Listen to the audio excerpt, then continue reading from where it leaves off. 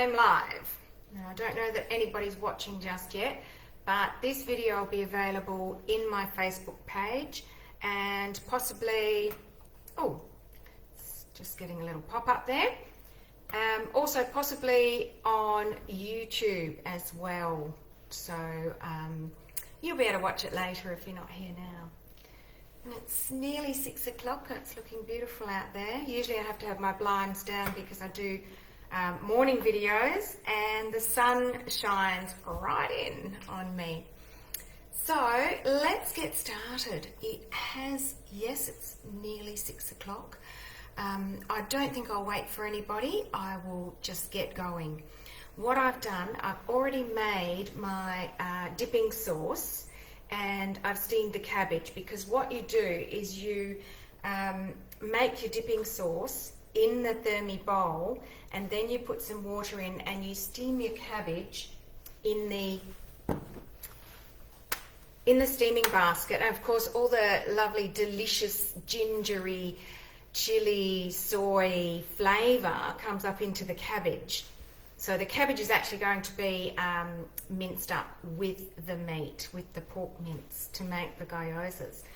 And with the wrappers, normally I would make my own wonton wrappers. There's a fabulous recipe on Cookie Dough for wonton wrappers, but I've had to purchase the wonton wrappers from the supermarket, or actually from the Asian supermarket. Because I didn't think I'd have time today to make my wonton wrappers. They're not hard to make, it's just a little bit of time. So we've got these bright yellow wonton wrappers, and of course they're square, so we're not going to get that little half moon shape that there is in the picture, because that is generally, after they're made, they're fried. So they're kind of, I think they're called pop stickers actually. And you get that crispy outer on the gyozas, but I actually prefer them just steamed as they are. And because these are going to be little parcels, you'd only really be frying the bottom of them, which would still be all right. I might try that as well and see what happens. Hope you can hear my dog barking. Oh, I hope you can't, I mean. He's opened the door and gone outside and barked. And he's a bit loopy. He's kind of very old and lost the plot a bit, so he just goes out and just barks at nothing. It's wonderful. Anyway, let's get on. Alright, this is a Cookie Dough recipe. Pork gyozas with soy dipping sauce. With your TM6, Cookie Dough's built in, so you're just following along. With your TM5, if you have a cook key, same thing. You can just follow the recipe. You don't have to have a piece of paper. You don't have to follow any written instructions. It's all there for you and it's built in. With this recipe, it's brilliant for the Thermomix because everything's mixed in it and chopped in it, and it's also steamed. It's cooked in it as well, so it's just so easy and it's delicious. So 3 centimetre piece of ginger, and I've just chopped it up. And peeling ginger, one of the easiest way to peel ginger is with a spoon, believe it or not, especially if it's nice fresh ginger. This is a little bit older, so I have chopped it, reasonably small because it's a lot harder. And next, 2 garlic cloves. And what I'll do, because everything's in here, I think, my garlic cloves were in with my ginger. I was very organised. So they're already in there.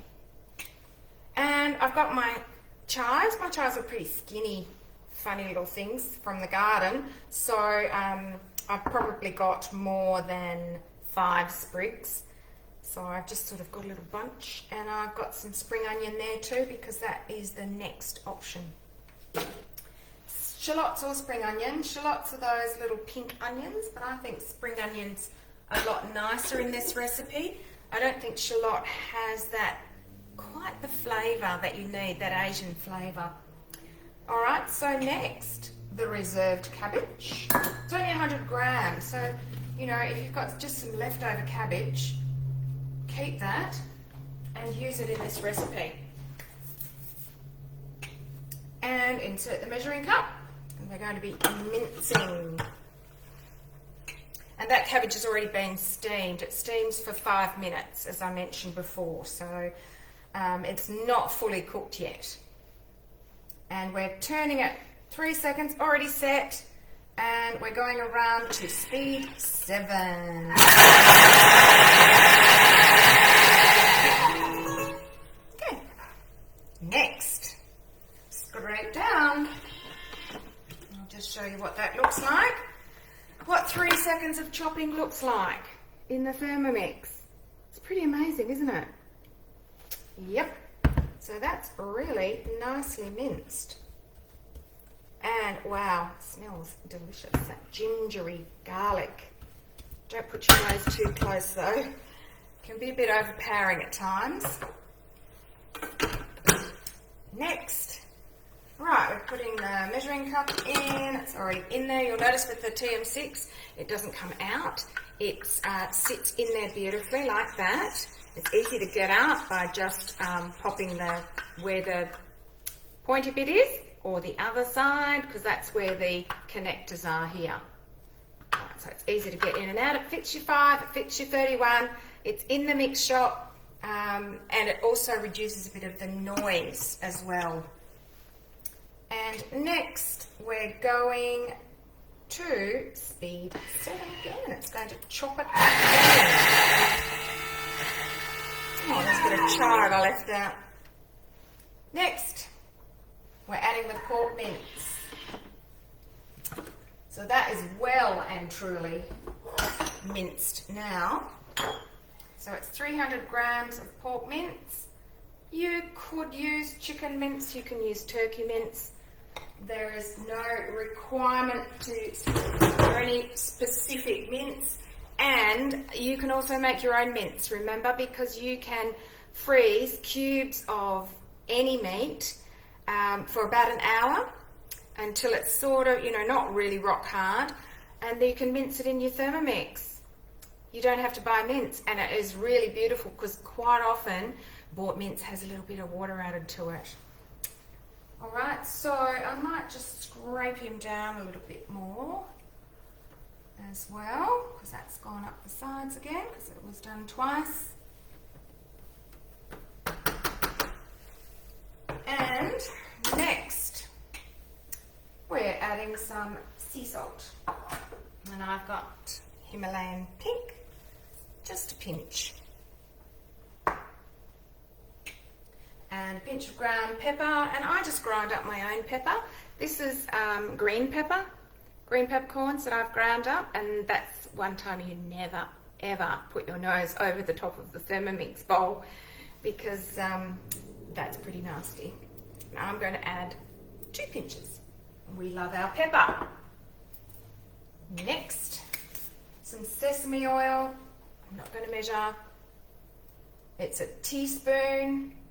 I reckon that's a teaspoon. I love it when I watch Nigella and she says a tablespoon and she puts about half a cup in. 2 teaspoons of soy sauce. And again, I'm not measuring. 1, 2, 2 teaspoons of rice wine vinegar. If you didn't have rice wine vinegar, I would probably use apple cider vinegar, because that's not as tart as white vinegar. So 1, 2, but we're keeping it very authentic here, all Asian ingredients. Next, potato flour. Okay, not everyone's got potato flour, do they? Tapioca flour, corn flour, any of those is fine, and probably even plain flour. Now I'm going to measure this. 1. So arrowroot. Probably your gluten-free flours are the best for this. There we go. Next, and we're putting the lid back on. And it is going to mix on reverse. It's already set on speed 4 for 8 seconds.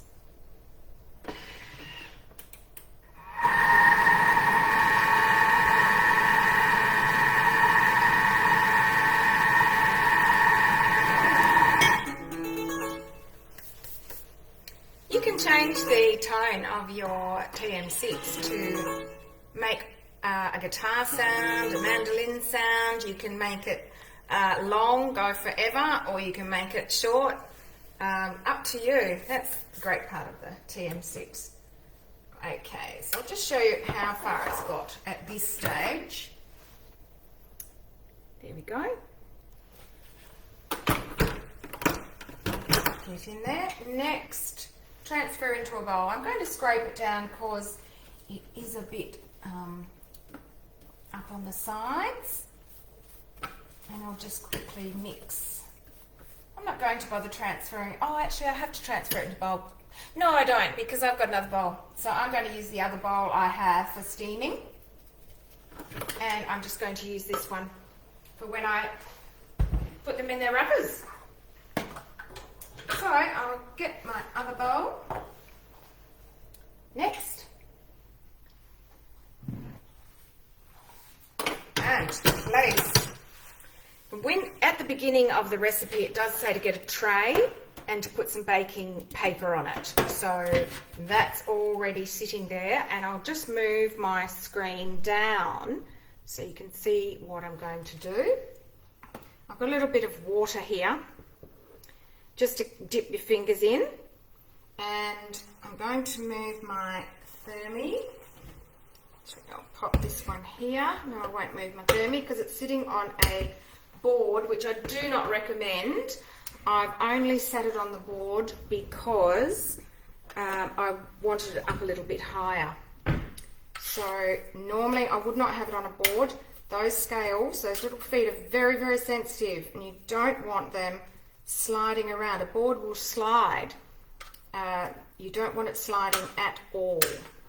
So place one wrapper on your clean work surface and 1 to 1.5 teaspoons of filling. All right, so I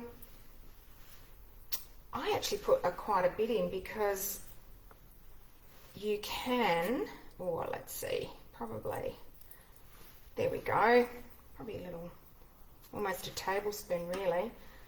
Wet your fingers and just go along the edge like this, and then bring up the corners. Can you see that? Bring up the other corners.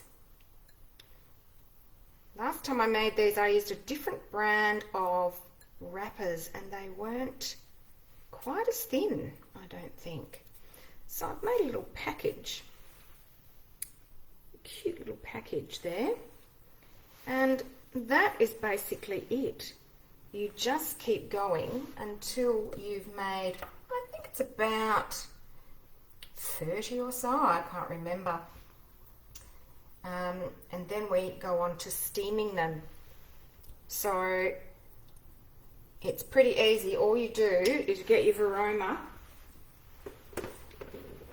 get a little bit of oil on your hand and oil the tray as well as the bowl, and you pop your little parcels in, both the bowl and the tray, and just leave a little space between so that the steam is going to come up, and we steam them according to the recipe on Cookie Doo.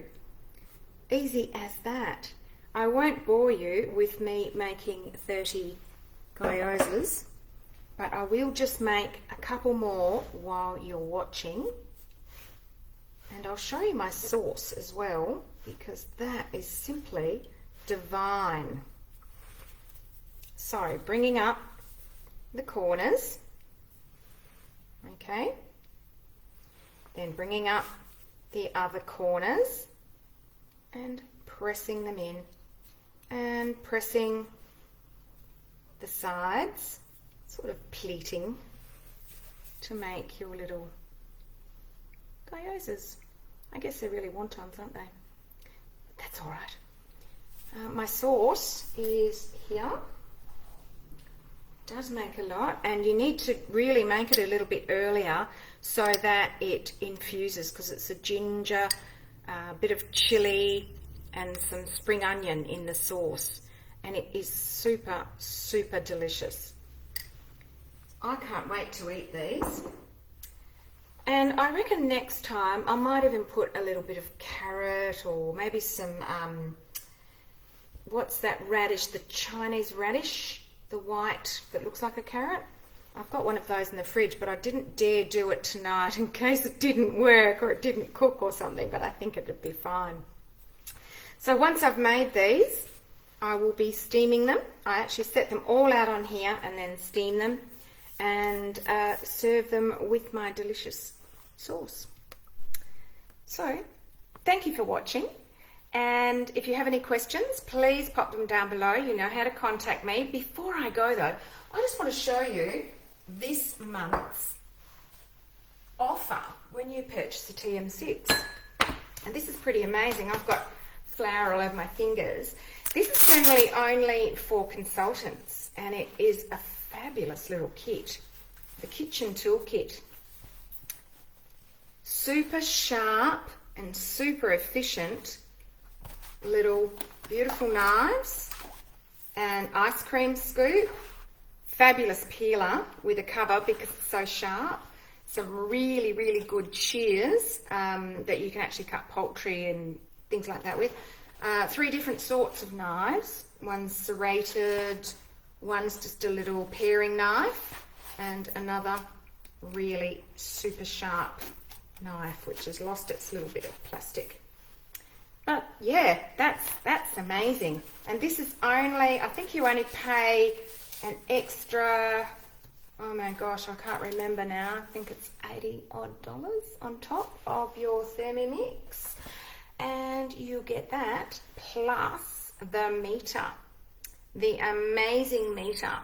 It's a Bluetooth meat thermometer that works with an app on your phone or your iPad, and it tells you exactly when to take out your meat, your chicken, your fish from the barbecue, from the oven, from your air fryer, from your stove. I always use it for steak because we like our steak quite small but thick. So it never fails, never. It's perfect as long as you choose the exact type, you know, well done, rare, medium rare. Absolutely worth its weight in gold. It's $200 normally. So for that extra that you pay on top of your 2269, you get both of these. What a great offer. Fantastic. Let me know if you want to see the TM6 in your home, either virtually or in person. I will finish off now, and thanks so much for watching.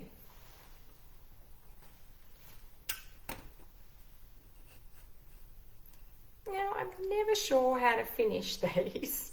End live video. Yay, I found it. Bye.